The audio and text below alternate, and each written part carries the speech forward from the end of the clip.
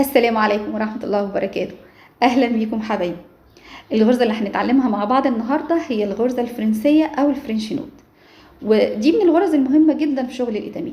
بتدي لمسة جمالية وإضافة حلوة قوي قوي للشغل، سواء الغرزة دي موجودة في الباترون ودايما بيبقوا حاطينها على هيئة نقطة، أو إن أنا حابة أضيفها على الشغل بتاعي علشان أضيف عليه اللمسة الخاصة بيا. وزي ما بيقولوا ان على الرغم من سهولة الغرزة دي الا ان في كتير منكم بيخاف ان هو يشتغلها، يعني زي ما بنقول كده السهل الممتنع، وبيفضل انه يشتغل الخرز بدل من ان هو يشتغل الغرزة دي. وده لحاجتين، اول حاجة ان هو الغرزة ممكن تعدي لظهر القماش لما خصوصا لما بيكون القماش واسع، او ان الفتلة بتاعتي سمكها اقل من سمك الفتحة بتاعة القماش. كمان الغلطة فيها بفورة، زي ما بيقولوا الغلطة فيها بتضطري تقطعي الخيط. النهاردة ان شاء الله هنتعلم التركات بتاعة الغرزة اللي هتخلينا نشتغل الغرزة دي واحنا مطمنين وبكل سهولة. انا هويدا نور، مدربة الايتامين والكنفا وصاحبة وادمن صفحة وجروب ابرة وخيط للمنتجات الخشبية. يلا بينا. انا شغالة هنا على قماش مقاس 14، وده مقاس مناسب جدا لما تيجي تشتغلي الغرزة دي، وده لانه فتحاته ضيقة ما بتسمحش للعقدة قوي انها تمر. لو انت شغالة عليها صح مش هتمر لظهر القماش، على عكس القماش اللي بتبقى فتحاته واسعة. الفتحات دي بتضطري ان انت تجوزي الفتلة بتاعتك او تدي سمك اعلى من الخيط علشان ما تسمحش للغرزة انها تعدي من ورا.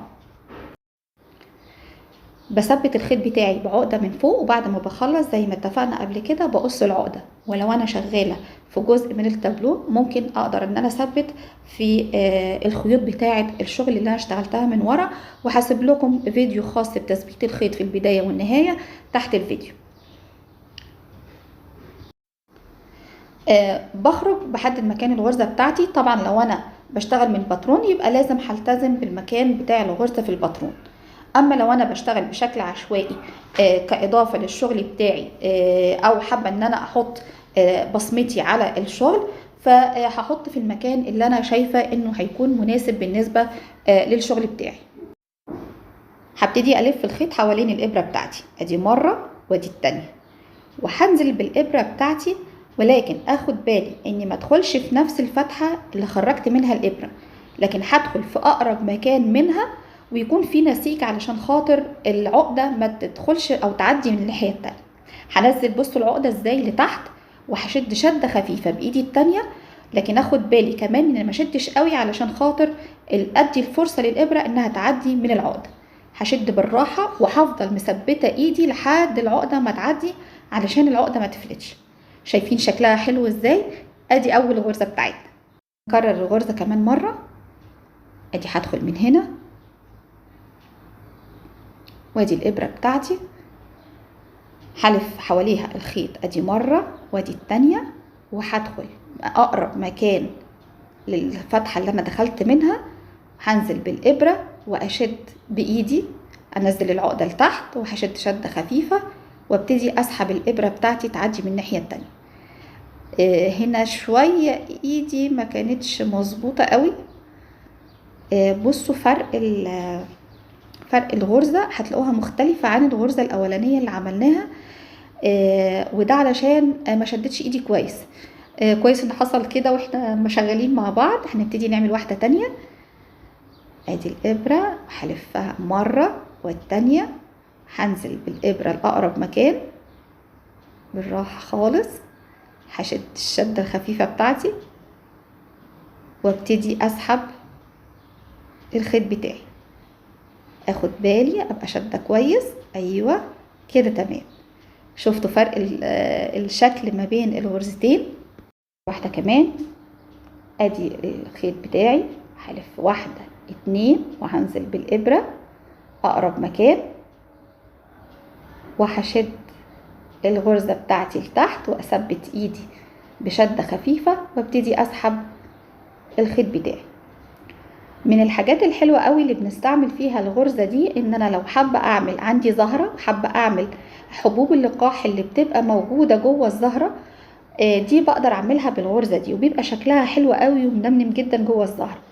او كمان ممكن اعمل مجموعة من الورود الصغيرة، هعمل كمية من الغرزة دي حوالين بعض، هتديني كمان اشكال حلوة جدا. بنستعملها كمان لو انا عندي مثلا طابلوه فيه عيون بيبي منمنمة صغيرة كده، او عيون طيور او حيوانات، ممكن بقدر اعملها بنفس الغرزة.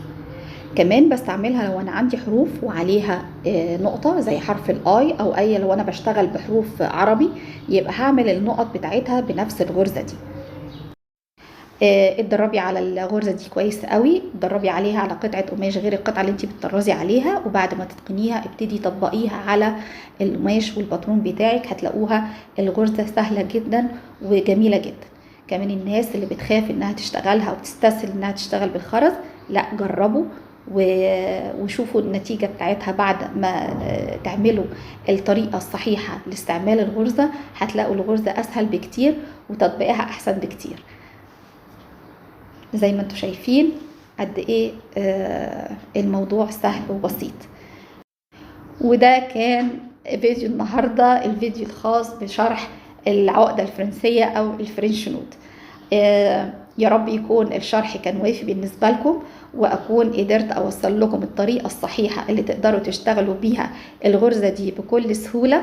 ولو في اي سؤال او استفسار يا ريت تبعتوهولي، هسيب لكم لينكات التواصل بتاعتي تحت الفيديو، واشوف تعليقاتكم على الفيديو. ولو عجبكم الفيديو يبقى لايك وشير وسبسكرايب للقناة لو اول مرة تشوفوني، واشوفكم على خير في فيديو جديد. سلام عليكم.